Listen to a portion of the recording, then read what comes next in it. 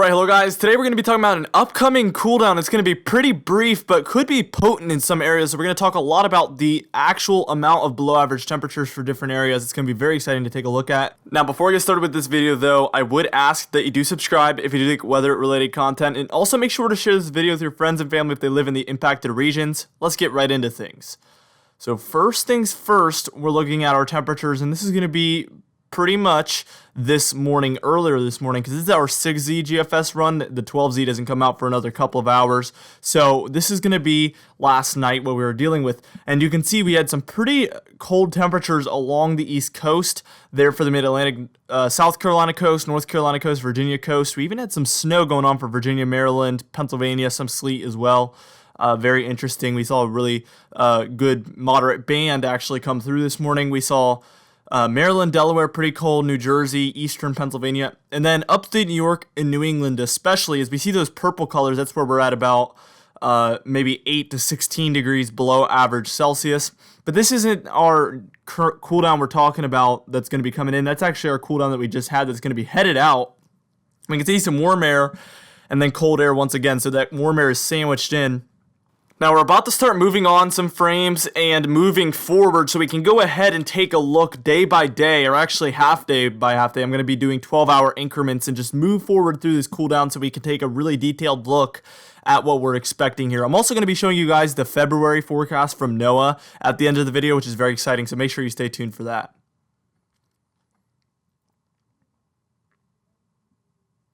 Alright, so as we take a look here at our second frame, we can see that cold air really elongates into Iowa, Illinois, Wisconsin, and Minnesota as well. But we do see that warm up there for the eastern United States here. And this is going to be by late this evening. I'd say about 8 p.m. tonight. It's really going to start to warm up.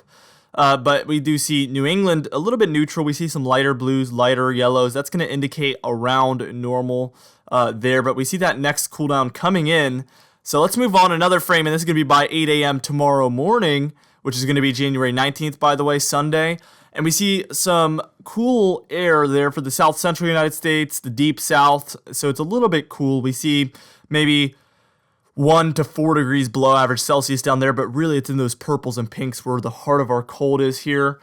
And we can see the East Coast is trying to hold on to that little bit of a warm-up, but it's brief, very, very brief, half a day maybe that's lasting. It's very, very warm by tomorrow morning there for the southeast coast, and kind of warm there for New England, warmer than normal that is. It's not going to be warm obviously, but warmer than normal there. Let's move on another frame towards that evening, 8 p.m., and then we see the cold air is starting to re-enter the eastern United States. The southeast coast is holding on to a little bit of warmer than normal air, but hardly. Same story with New England. Mid-Atlantic has been taken over by the little bit of cold there.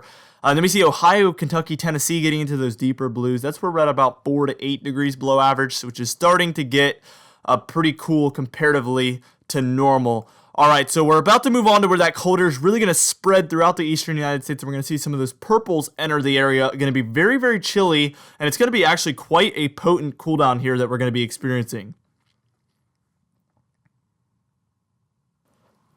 Alright, so as you can see, this is going to be by Monday morning, and we actually see that cold air spread across the eastern United States. Anywhere in those deeper blues and purple colors is where we're seeing some pretty potent cold air. You can see purples up there for upstate New York, portions of New England, as well as portions of the deep south there, Florida, a little bit of Alabama and Georgia as well, and then a lot of Tennessee and Kentucky, West Virginia, Virginia, North Carolina. We see some of those deeper blues and purples as well, so it's really beginning to spread and actually be pretty far below normal temperatures by this point on Monday morning. Let's move on towards Monday evening. This is going to be by about 8 p.m. and you can see it's still holding on. So throughout the day Monday, we're going to have colder than normal conditions. We still see some of those deeper blue colors there along the interior regions of the East Coast, as well as some areas along the coast there. So it's going to be a pretty potent cool down for a lot of these areas. Expect a cold day throughout the day on Monday. So let's move on towards Tuesday morning, and you can see the cold really builds back in kind of on this model. We see a lot more purples actually. This is one of the colder frames Some of the deepest cold, though, is going to be for Minnesota, Wisconsin, Iowa, Nebraska, Kansas, Missouri, and then some of the Dakotas as well, I forgot to mention.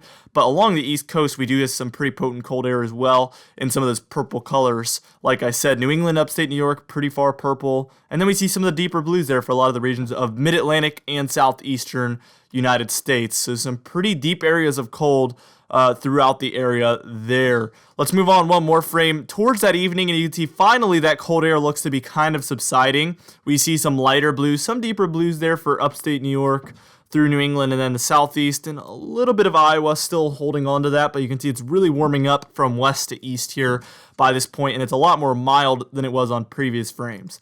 Now we're about to move on and take a look at some more frames and head in towards Wednesday and take a look at what Wednesday is going to hold.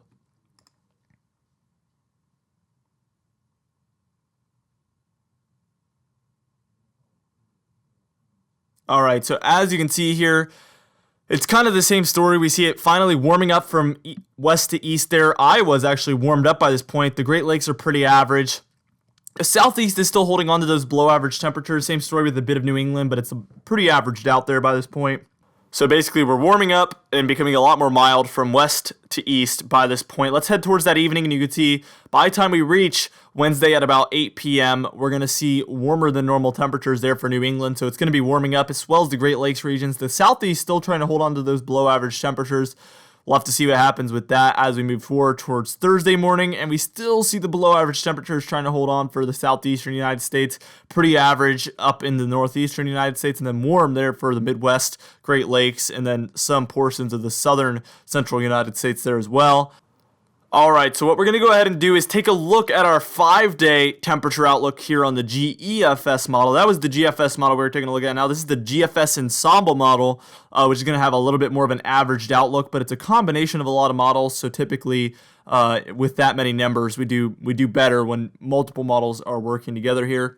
So this is going to be our 5-day outlook. This is going to be from the 18th through the 23rd, and you can see overall for that time frame from today till the 23rd, we're going to have below average temperatures for the central and eastern United States, especially New England and a bit of the southeast there. And then for the Midwest, obviously, well below average temperatures there. So it's going to be a pretty cool time period here on these frames. But as you can see here, from the 23rd through the 28th on this model, you can see things really get more mild there for the northeastern United States. This isn't finalized. Obviously, the models have been doing really bad with the temperature outlooks this year. Very, very bad, actually. That's why I waited this long to make a video about this cooldown, because we're only a couple days away, and I still am just finally beginning to become confident that it's going to happen. The temperature outlooks on these models and other things with the models as well have been really, really struggling. But as of right now, they're calling for a more mild period here from the 23rd through the 28th. Now let's look at some future date stamps here on our GFS model. This is going to be next Saturday, so January 25th. We do see a pretty big warm-up, and again, I was just talking about how the models have been struggling with the temperature, so this isn't finalized stuff. Typically, they have a much better idea of the warmth for some reason. When they show a cooldown, it's a lot less likely than if they show a warm-up. So typically, I would believe a warm-up more than a cooldown on these models as far as how it's gone this year, at least. But January 25th, we see a bit of a warm-up, and then by the time we reach Sunday, January 26th, it's kind of like all over the place, not really sure what's going on there. Just kind of cool in some areas, warm in some areas. Going to be a real big mess. Same story for Monday, except we have some cold building in for the East Coast by this point. This is going to be January 27th, but again, they've been pretty much struggling, and then by Tuesday, it's still a little bit cool, so we'll have to wait and see what next week's going to hold, but I'm assuming it's going to be pretty average, if not warmer than average. Now, here's your 1-month temperature outlook from NOAA. Actually, this is going to be by your Climate Prediction Center. And I found this interesting. Typically, they don't really call for too cold of conditions. I remember last January they called for colder than normal conditions, and it was kind of off. But actually, this February, they're calling for a pretty good look.